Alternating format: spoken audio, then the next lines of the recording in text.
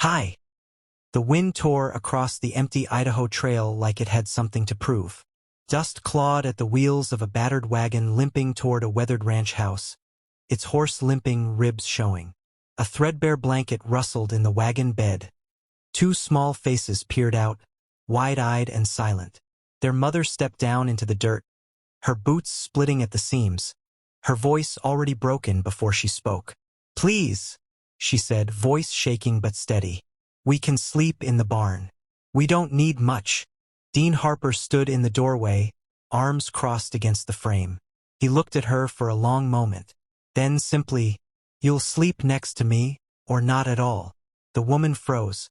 Her fingers tightened on the wagon side. Dean added, quieter. "Inside. With your kids. In a bed. Don't argue." The wind eased as if listening. And for the first time that night, Clara Wells let herself hope.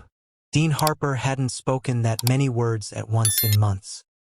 He closed the door behind the woman and her children, then moved silently to the hearth. The fire was low, but steady. He stoked it without looking at them. Clara didn't sit.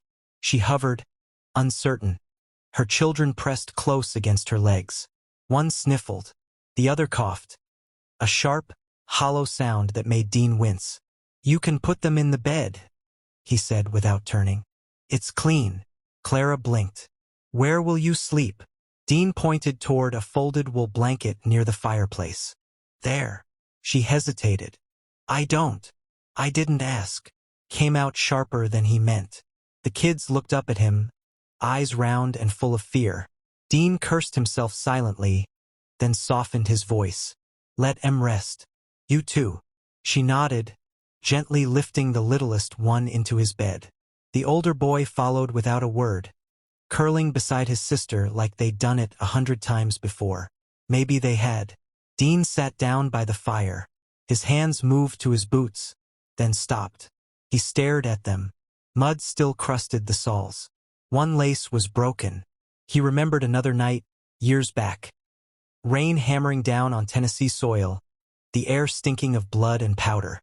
His brother's body slumped beside a dry creek bed, eyes open to nothing. Dean had tied his own bootlace around Samuel's wrist to stop the bleeding, not knowing the wound in his brother's belly would matter more. Didn't matter now. That was 8 years ago. The fire cracked. Clara had sat down on the floor beside the bed. Her eyes were closed, but she wasn't sleeping. Dean reached for the pot near the hearth and ladled some broth into a tin cup. He walked over, holding it out. "For you." She opened her eyes, surprised. "I can't take it." She did, wrapping both hands around the warm tin. "Thank you." He nodded, stepped back, stared out the window. Snow still clung to the northern ridge. "I was told you don't take people in," Clara said quietly. "I don't." She sipped the broth. "Then why us?" Dean didn't answer. The fire filled the silence. Outside, the wind had died completely. And inside, 3 strangers slept in a bed he hadn't touched in years. He should have felt anxious. He didn't. He felt still. Clara Wells had stopped counting the days. After Henry died, time didn't pass. It staggered. She buried her husband in frozen ground, then signed the farm away with a child on her hip and another burning with fever. The Kansas bank man didn't look her in the eye when he took the deed. Neighbors offered bread, not help. By the time spring threatened the frost, Clara had a wagon, a sick horse, and a direction west. She'd heard of a man near the Idaho border, a war veteran, kept to himself, took nobody in, but they said he wasn't cruel. That was all she needed.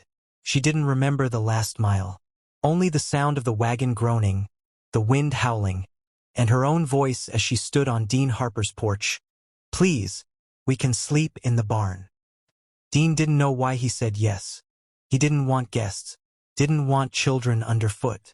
But he opened the door, let them sleep in his bed, and sat by the fire that night with his back to them. He brought them food in the morning, told her where the pump was, showed the boy how to scatter feed for the hens. Not because he cared, because it was the right thing. That's what he told himself. Clara didn't ask for more, but she did more than he expected.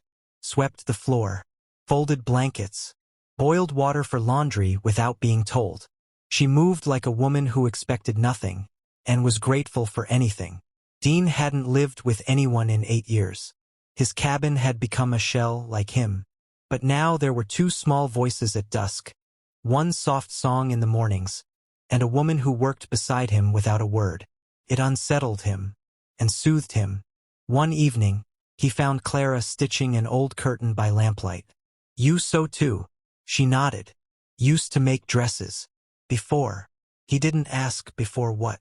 He just sat down, watching her fingers move. The silence between them had changed. It wasn't empty anymore. It held breath, and firelight, and the sound of belonging. As the snow melted, life settled into something close to rhythm. Dean repaired the gate. Clara helped mend fence. The boy stopped coughing. The girl giggled again. And then Elias came. Dean saw him first. Neatly dressed, smug, and too clean for country dust. "I'm looking for Clara Wells," the man said from his saddle. "Family." Clara stepped out onto the porch. She froze. "Elias." "Clara." He tipped his hat like they were still in church pews. "Court says you're unfit. Kids are comin' with me." Dean stepped down off the porch. "They're not." "You got legal standing?" Dean nodded toward the cabin. "I got a roof over their heads and food on their plates. That's more than you ever gave them." Elias held up papers thick with stamps. "I got law." Dean's voice turned cold. "I got a shotgun. Come back with better than that." Elias sneered. "You'll regret this." Dean watched him ride off. "Not yet," he said. That night, Clara sat at the edge of the hearth. Her hands were steady, but her voice was low. "He doesn't want the children. He just wants me ruined." Dean didn't answer. He added a log to the fire. "They'll believe him," she whispered. "They always do." He looked at her then. Really looked. "I don't care what they believe," he said. "I believe you." She blinked, and tears rose but didn't fall. "You shouldn't have to fight this." Dean shook his head. "I'm not fighting it. I'm standing with you." She looked down, hands in her lap. "Thank you." Dean sat beside her. The children slept in the corner, faces warm with peace. The firelight touched Clara's cheek. She looked older in that light, and stronger. Outside, wind swept across the pasture. But inside, the storm had no voice. Elias didn't return that week, but his shadow lingered like smoke in a closed room. Clara moved with care again, watching the road when she fetched water, pulling the children inside at the first sound of hoofbeats, brushing their hair like it might be their last peaceful morning. Dean watched it all without pressing. He sensed the weight behind her calm and didn't try to lift it. Instead, he made the cabin safer, shored up the barn walls, replaced the broken window latches, set a new padlock on the cellar. He said little about it. One morning, Clara brought him a cup of coffee without asking. She'd boiled the beans herself, said it wasn't much. He took a sip. It was strong, bitter, real. "Best I've had in a long time," he said. She smiled, small and private. The kind that never shows up in photographs. That evening, she sewed a tear in his shirt. He didn't ask her to. She didn't ask permission. Days passed like that, quiet but full. Dean had grown used to silence after the war. He had come west to escape a world where voices raised too easily, where promises broke too often. Alone, he could manage the days. Wake with the sun, feed the animals, mend what broke. No memories, no mess. But Clara didn't bring noise. She brought rhythm. She brought care. The children followed him to the pasture one afternoon. The boy asked if the fence was strong enough to keep the foxes out. Dean nodded. The girl handed him a wooden spoon she'd found by the well. "For when you cook," she said. He hadn't cooked in years, but he thanked her anyway. That night, Clara baked bread from leftover flour and dried berries. The scent filled the cabin. The children laughed as they ate. Dean sat at the table longer than usual. "You built this place alone?" she asked him quietly, after the children had gone to bed. "Yeah. You did good." Dean looked at her hands, folded neatly around her cup. So did you. The next Sunday, Clara found the Bible on the shelf above the hearth. She dusted it, turned a few pages, then left it open near the window. Dean said nothing. A few days later, she gathered wildflowers from the edge of the creek and put them in a tin cup by the children's bed. When Dean passed by that evening, the flowers were wilted, but the color still held. The girl had braided 2 stems into her doll's hair. The land softened with the season. So did Dean. He taught the boy how to patch a saddle strap. Let the girl ride on his shoulders through the field. When Clara offered to clean the henhouse, he said, "You do enough." She looked at him, brow creased. "This isn't charity," he said. "It's decency. If you want to argue, argue by the fire, not in the cold." She didn't argue. She just stood beside him and started pulling hay. One morning, Clara found Dean standing on the porch, looking west. "Something's wrong?" she asked. "Just thinking." "About what?" He hesitated. "I lived through the war, but it never really ended. Not in here." He tapped his chest once. "You ever feel that?" Clara nodded slowly. "Every morning I wake up, I think today might be the day something's taken from me again." Dean looked at her. "So what do you do?" "I get up anyway." Dean looked away. "That's hard." "It's the only way forward." He nodded. "You're stronger than me." "No," Clara said. "Just used to the weight." The garden sprouted green. The horse's limp vanished. The boy helped Dean build a scarecrow. The girl named it Mrs. Blue, though it wore one of Dean's old shirts. Clara hung clean sheets on a line stretched between trees. Wind snapped them into ghosts and banners. She stood in their midst, hair loose, eyes skyward. Dean watched from the porch, a nail half driven into a plank, forgotten in his hand. He hadn't known peace could look like that. That night, Clara brought a quilt to the porch and sat beside him. "Do you miss them?" she asked. Dean didn't need to ask who she meant. "Yes." She waited. He said more. "My brother. He died with his hands open, like he was reaching for something." Clara looked down. "Mine, Henry. He died holding on too tight." They sat in silence. Then Clara reached over and placed her hand on his. Her touch was light, not searching, just present. Dean didn't move, but something in his chest, long sealed, shifted. That night he dreamed of wildflowers, of his brother's voice, of a home that hadn't existed until now. They heard Elias before they saw him. Hooves hammering the dirt road, a dust cloud curling around the bend like a warning. Dean stepped off the porch, eyes narrowing. The horse came to a stop with a practiced jerk. Elias Wells sat tall in the saddle, hat tipped back, legal paper clutched in his gloved hand like it held a noose. "You Harper?" he called out. Dean didn't answer. Elias dismounted with the confidence of someone who'd never had to earn much. His boots were polished, his mustache trimmed, and his voice thick with self-importance. "I'm Clara's brother-in-law," he said, "and I'm here for what's mine." Dean crossed his arms. "You don't look like a man who's lost something." Elias smiled, tight and cold. "2 children, my late brother's blood, under the care of a destitute widow living in a stranger's home. The court agrees with me."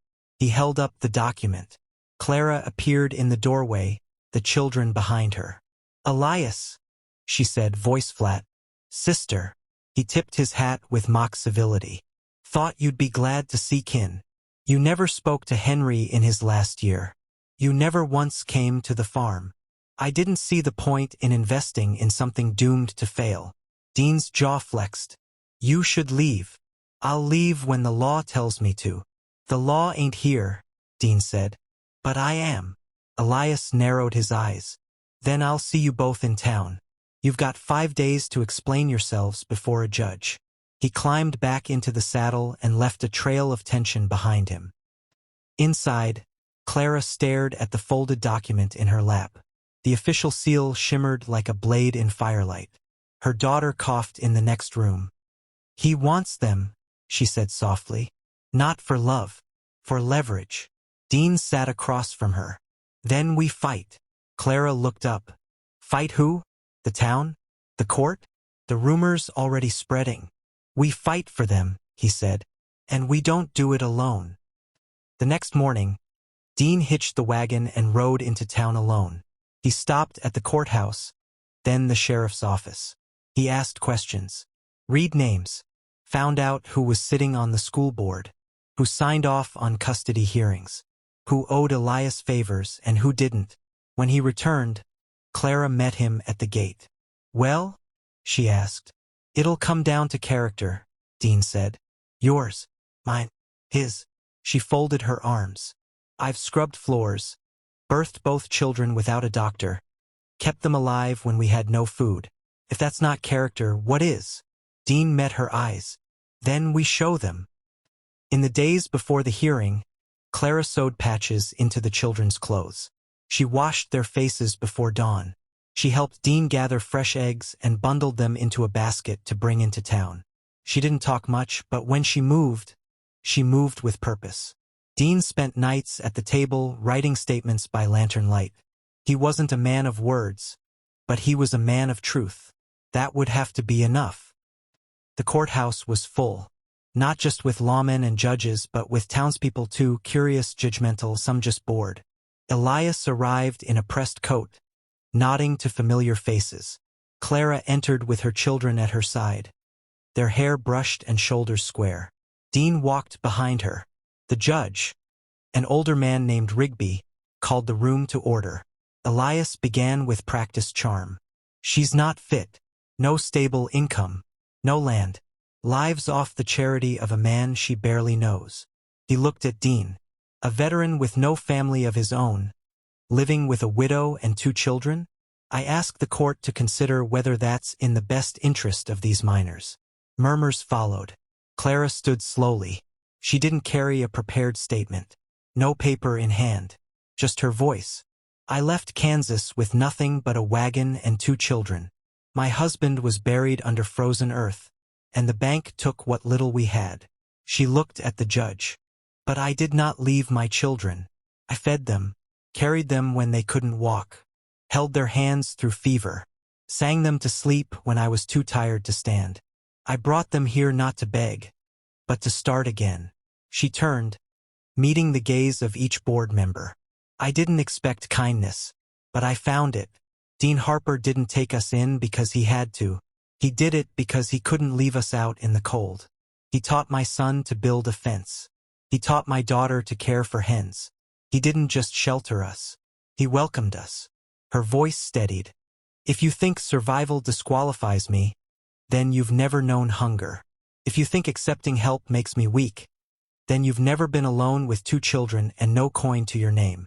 She paused, then added softly, they are my reason to keep living, and I will not hand them over to a man who sees them as burden or bargaining chip. Silence followed. Even Elias had no immediate reply. The judge leaned back in his chair, tapping a pencil against his desk. Do you love these children, Mrs. Wells? With all I am. Do they know? Clara looked at them. The girl smiled. The boy's chin quivered, but he nodded. Yes, Clara said. Rigby nodded once. The law gives wide berth when children are well-fed, well-loved, and in no clear danger. I see no reason to separate a family that is already healing. He turned to Elias. Request denied. A murmur swept the courtroom. Clara clutched her children, silent tears cutting lines down her cheeks. Dean rested a hand on her shoulder. You did it. She looked up at him, eyes wide. We did. But Elias didn't vanish. Not entirely. He left town that day, but whispers lingered. Strangers stared longer. Store clerks hesitated before offering Clara their usual greetings. Someone scrawled unfit on the Harper fence in red paint. Dean washed it away before she could see, but she noticed the tension in his shoulders. It's not over, she said. They can talk, Dean replied, but they won't change what's true. Weeks passed. Summer inched closer. The mare foaled a healthy colt. The children named it Whistle. Dean taught the boy to build a saddle rack. Clara taught the girl to mend a frayed hem. They spoke more, laughed more. One night, Clara found Dean on the porch, sharpening a tool by lamplight. "Do you regret it?" she asked. "What?" "Letting us in." Dean looked at her. "No." She sat beside him. "I used to think needing help was failure. It's not. I used to think I didn't deserve a second life.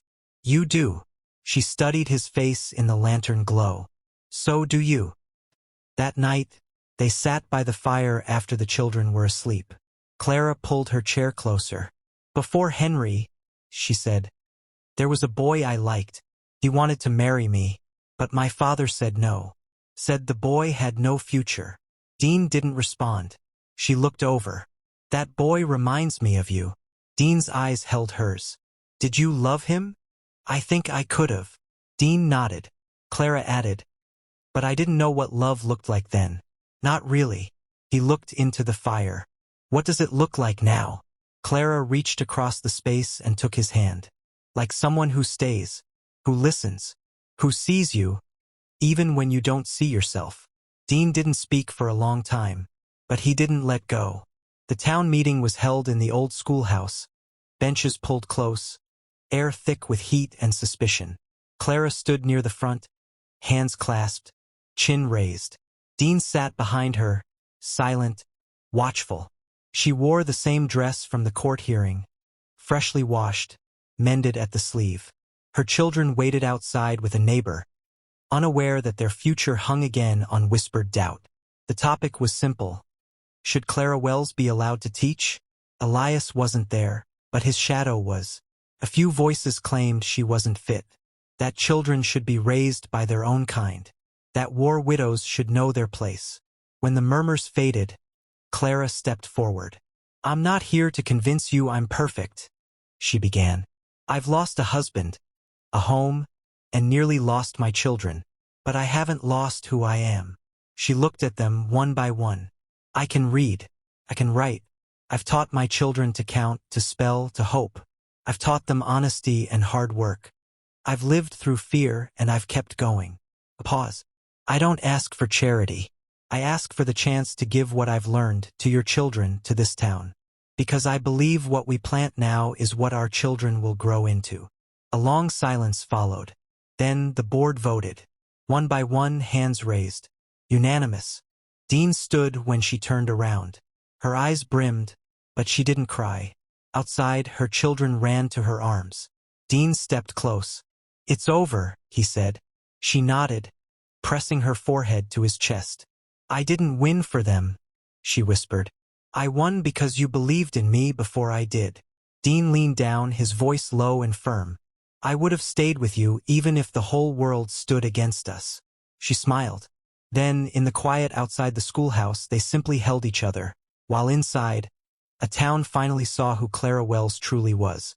The summer evening lay quiet over the hills, warm and golden, as if the land itself had exhaled. The garden rows were full now, green beans curling up their stakes, tomatoes ripening heavy in their vines. Chickens murmured in the coop. A colt slept under the apple tree. Dean Harper sat on the porch, boots off, a tin cup in hand. Clara sat beside him, her chair pulled close. A worn quilt lay draped across her lap, her knitting needles still for once. The children were inside, asleep near the fire. They no longer startled in the night, no longer woke coughing or afraid. The nightmares had given way to quiet breathing, to the safe rhythm of growing up. Clara's hand found his without words. Her fingers were warm, calloused from garden work, mending, living. Dean didn't look down. He just let the weight of her hand settle over his. "You hear that?" she asked softly. He paused, listening. "No wind," she whispered. "First time in months." Dean nodded. "Feels strange." "Feels right," she said. They watched the last of the sun slip behind the ridge, turning the sky a dusty pink. Crickets began to chirp, slow and steady. A dog barked far off, but no one responded. Peace lay across the land like a blanket. Clara leaned her head against his shoulder. "I didn't think I'd ever feel safe again," she said. He turned slightly, resting his chin atop her head. "You are. And now," he took a breath, slow and even, "now you're home." They stayed like that a while. Lantern light glowed at their feet, catching the edges of their silhouettes. It wasn't loud, and it wasn't grand, but it was real, earned, held between them like something sacred. Dean thought of the night she arrived, the sound of a broken wagon wheel, the look in her eyes when she said, "We don't need much." He remembered the children, too thin, too quiet, the way they'd clung to her, the way she'd stood like a wall even then. He hadn't been looking to save anyone. He hadn't known he needed saving too. Now there was laughter in the mornings, bread baking, hands full of tools, of hope, of one another. A flower drifted from the tree above, twirling down past the railing. Clara watched it land softly on the grass. "That's how I feel," she murmured. "Like I finally landed." Dean didn't speak, but his hand closed gently around hers, firm and steady. Behind them, the fire crackled faintly. The floor creaked, one of the children turning in their sleep. Nothing urgent, nothing broken, just life continuing. Clara lifted her face toward his. He met her eyes, tired and bright all at once. "You stayed," she said. Dean smiled. "I always would have, even if the whole world stood against us." And she knew he meant it. In the hush of twilight, they leaned into each other. No need for promises. The wind had stilled, the war had passed, and in its place, the soft sound of two hearts at rest. "Bye-bye,"